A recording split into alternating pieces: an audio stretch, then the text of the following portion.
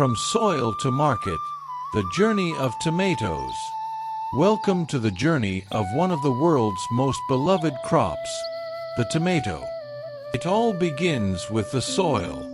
Months before a single tomato seed is planted, farmers prepare the land. Plowing breaks up compacted earth, allowing roots to spread and breathe. This isn't just dirt, it's a living ecosystem, teeming with microbes and nutrients that will nourish the plants. Tomatoes don't start in the field. They begin in greenhouses, where seeds are sown in controlled conditions.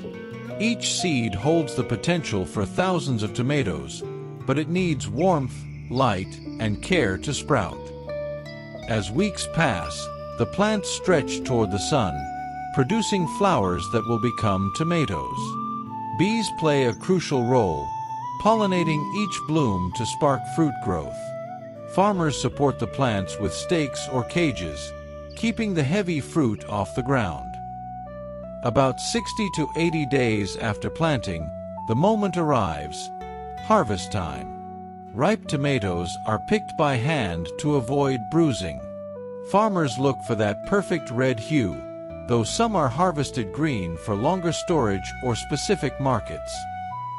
From the field, tomatoes head to packing houses. Here, they're washed, sorted, and packed with care.